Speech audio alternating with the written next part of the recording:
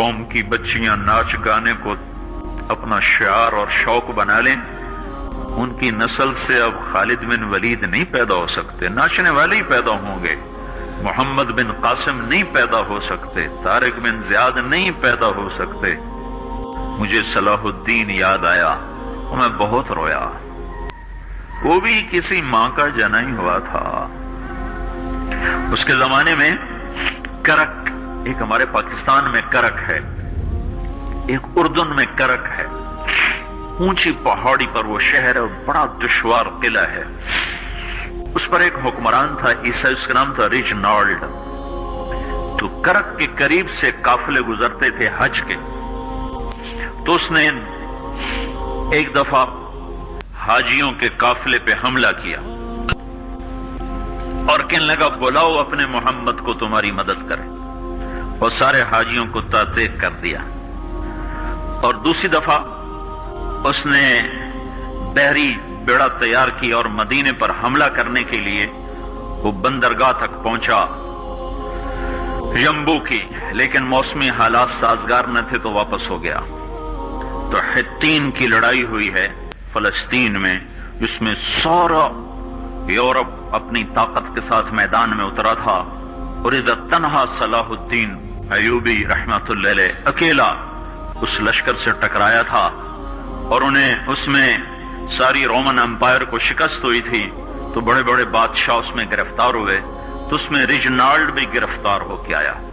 تو کوئی 12 بادشاہ تھے ریاستوں کے جو سامنے اس کے پیش کیے گئے، تو پیاس کی شدت سے سب کا برا حال تھا، تو صلاح الدین نے سب کو پانی پیش کیا، ریجنالڈ کو نہیں پیش کیا۔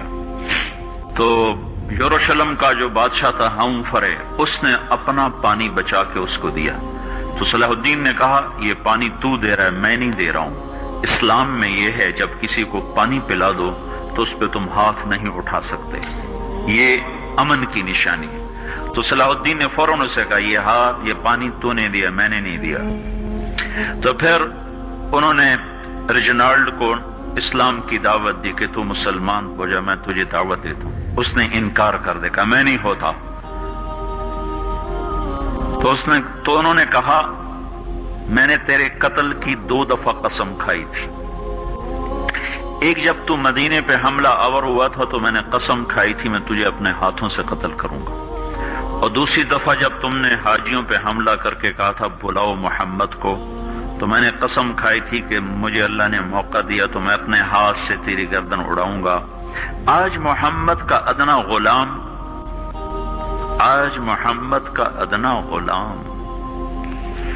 تیری اس بات پر یہ فریضہ ادا کرنے کے لیے آ رہا ہے، اور اپنی تلوار سے اس کی گردن اڑائی، وہ پیچھے لٹک گئی، پوری نہیں اڑی، پیچھے لٹک گئی، خوفناک منظر بن گیا۔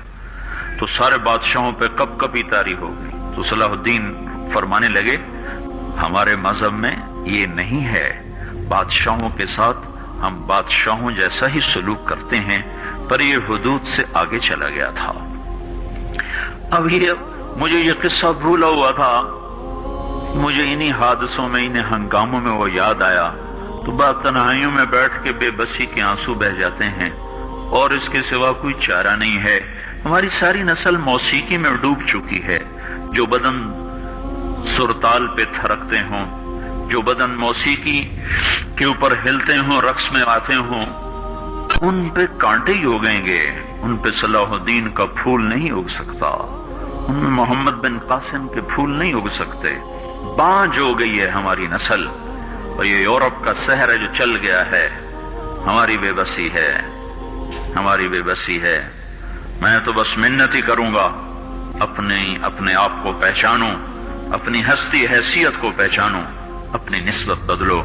تمہاری نسبت یورپ کے ساتھ ہو کے اگر موت آئی بے قیمت ہو جائیں گے، اگر مدینے والے کی نسبت مل گئی تو حضرت فاطمہ کے دائیں بائیں تمہیں بھی کھڑا کر دیا جائے گا، حضرت خدیجہ کے دائیں بائیں تمہیں بھی کھڑا کر دیا جائے گا۔ یہ چند دن ہیں، صبر کر لو، گھٹ گھٹ کے مر جانا ہی بیٹیوں کی روایت ہے۔ مشرق کی بیٹی، اس نے گھٹ گھٹ کے مرنا ہی سیکھا ہے۔ ہاں، یہ آزادی، یہ آوارگی، یہ مغرب کی عورت کا خاصہ ہے۔ اور 18ویں صدی تک مغرب میں بھی کوئی عورت ایسے ننگی نہ تھی، اور گھر کی زندگی تھی۔ اس ویڈیو کو شیئر کریں اور مزید ویڈیوز کے لیے ہمارے چینل کو سبسکرائب کریں۔ شکریہ۔